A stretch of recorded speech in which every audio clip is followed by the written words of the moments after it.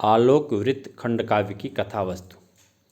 आलोक वृत्त खंडकाव्य की प्रमुख घटना को संक्षेप में लिखें, अथवा आलोक वृत्त खंडकाव्य के तृतीय सर्ग का कथानक संक्षेप में लिखें, अथवा आलोक वृत्त खंडकाव्य में स्वतंत्रता संग्राम की झांकी के दर्शन होते हैं स्पष्ट कीजिए, अथवा आलोक वृत्त को कथा सार अपने शब्दों में लिखें, अथवा आलोक वृत्त खंडकाव्य के प्रमुख घटना का वर्णन कीजिए, अथवा आलोक वृत्त खंडकाव्य की कथा वस्तु पर प्रकाश डालिए, अथवा आलोक वृत्त खंडकाव्य का सारांश अपने शब्दों में लिखें, अथवा कथा वस्तु की दृष्टि से आलोक वृत्ति की समीक्षा कीजिए, अथवा आलोक वृत्ति के आधार पर वर्ष 1942 की जन क्रांति का सोदाहरण वर्णन कीजिए, अथवा आलोक वृत्त खंडकाव्य में वर्णित प्रमुख घटनाओं का उल्लेख कीजिए। इतने सारे प्रश्न इसलिए विद्यार्थियों से बता दिए गए कि अमूमन इसी तरह के प्रश्न परीक्षा में पूछे जाते हैं।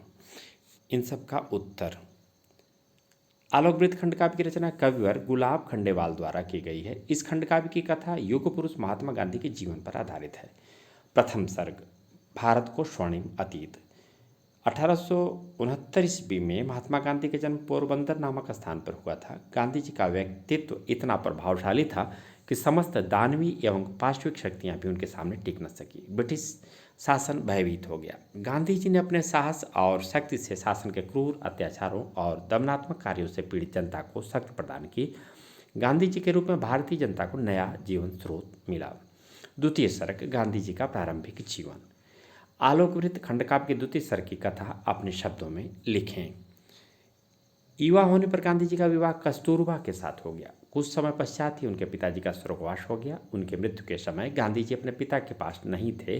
फिर उच्च शिक्षा ग्रहण करने के लिए वह इंग्लैंड चले गए। गांधी जी की माता जी को यह डर सता रहा था कि उनका पुत्र विदेश में जाकर मांस मदिरा का सेवन न करने लगे। विदेश जाने से पहले उन्होंने अपने पुत्र से वचन लिया। मद्य मांस मदिराक्षी से बचने की शपथ दिलाकर मां ने तो दी विदा पुत्र को मंगल तिलक लगाकर। अपनी शिक्षा समाप्त कर जब गांधी जी स्वदेश लौटे तो उन्हें ज्ञात हुआ कि उनकी माता जी उन्हें छोड़कर स्वर्ग सिधार गई हैं। यह सुनकर उन्हें अत्यधिक कष्ट हुआ। तृतीय सर्ग, गांधी जी का अफ्रीका प्रवास। आलोक वृत्त खंडकाव्य के तृतीय सर्ग की कथा वस्तु पर प्रकाश डालें, अथवा आलोक वृत्त खंडकाव्य के तृतीय सर्ग का कथानक संक्षेप में लिखें, अथवा आलोक वृत्त के तृतीय सर्ग में वर्णित गांधी जी के मानसिक संघर्ष को अपने शब्दों में लिखें। इन सभी का उत्तर।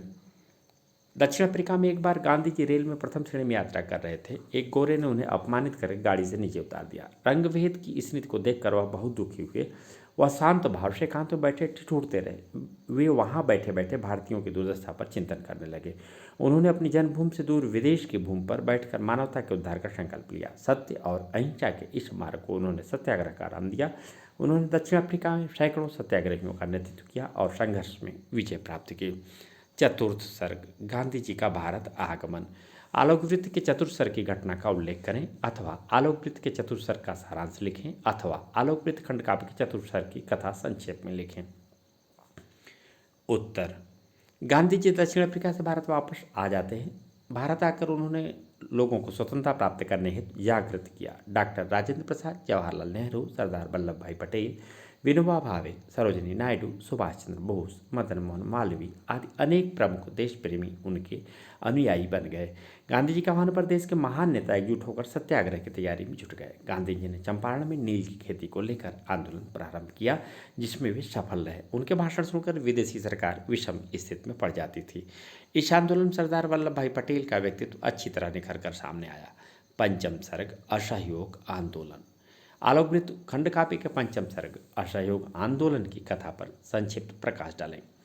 गांधी जी के नेतृत्व में स्वाधीनता आंदोलन निरंतर बढ़ता गया। अंग्रेजों की दमन नीति भी बढ़ती गई। गांधी जी के ओजस्वी भाषण ने भारतीयों में नई स्फूर्ति बढ़ दी, लेकिन अंग्रेजों की फूट डालो और शासन करो की नीति ने यत्र तत्र सांप्रदायिक दंगे करवा दिए। गांधी जी को बंदी बना लिया गया। जेल में गांधी जी अस्वस्थ हो गए, अतः उन्हें छोड़ दिया गया। जेल से आकर गांधी जी हरिजनोद्धार, हिंदू मुस्लिम एकता, शराब मुक्त, खादी प्रचार आदि के रचनात्मक कार्यों में लग गए। हिंदू मुस्लिम एकता के लिए गांधी जी ने 21 दिनों का उपवास रखा। आत्मशुद्धि का यज्ञ कठिन या पूरा होने को जब आया, बापू ने 21 दिन के अनशन का संकल्प सुनाया। षष्ठ सर्ग, नमक सत्याग्रह। आलोक वृत्त के खंडकाव्य के षष्ठ सर्ग नमक सत्याग्रह का सारांश अपने शब्दों में लिखे। अंग्रेजों के द्वारा लगाए गए नमक कानून को तोड़ने के लिए गांधी जी ने समुद्र तट पर बसे दांडी नामक स्थान तक की पैदल यात्रा 24 दिनों में पूरी की। नमक आंदोलन में हजारों लोगों को बंदी बनाया गया। अंग्रेज शासकों ने गोलमेज सम्मेलन बुलाया जिसमें गांधी जी को बुलाया गया। इस कॉन्फ्रेंस के साथ साथ कवि ने वर्ष 1937 के प्रांतीय स्वराज की स्थापना संबंधी कार्यकलापों का सुंदर वर्णन किया है। सप्तम सर्ग वर्ष 1942 की जनक्रांति। आलोकवृत्त खंड का अपने सप्तम सर्ग में निरूपित वर्ष 1942 की जनक्रांति का वर्णन अपने शब्दों में करें। द्वितीय विश्व युद्ध आरंभ हो गया। अंग्रेज सरकार भारतीयों को सहयोग तो चाहती थी परंतु उन्हें पूर्ण अधिकार देना नहीं चाहती थी। कृष्ण मिशन की असफलता के बाद वर्ष 1942 में गांधी जी ने भारत छोड़ो आंदोलन छेड़ दिया। संपूर्ण देश में विद्रोह की ज्वाला धधक उठी। थे महाराष्ट्र गुजरात उठे, पंजाब उड़ीसा साथ उठे, बंगाल इधर, मद्रास उधर, मरुस्थल में भी ज्वाला घर घर। कवि ने इस आंदोलन का बड़ा ही ओजस्वी भाषा में वर्णन किया है। बम्बई अधिवेशन के बाद गांधी जी सहित सभी भारतीय नेता जेल में डाल दिए गए। इस पर संपूर्ण भारत में विद्रोह की ज्वाला भड़क उठी। कवि ने पूज्य बापू एवं कस्तूरबा के मध्य वार्तालाप का बड़ा सुंदर चित्रण किया है। अष्टम सर्ग भारतीय स्वतंत्रता का अरुणोदय। देशवासियों के अथक प्रयासों और बलिदानों के फलस्वरूप भारत स्वतंत्र हो गया। स्वतंत्रता प्राप्ति के साथ ही देश में सांप्रदायिक झगड़े आरंभ हो गए। हिंसा की अग्नि चारों ओर भड़क उठी। इन सब को देखकर बापू अत्यंत व्यथित हो गए। वे कह उठे, प्रभु इस देश को सत्यपथ दिखाओ, लगी जो आग भारत में बुझाओ। मुझे दो शक्ति, इसको शांत कर दे, लपट में रोज की निज शीश धर दे।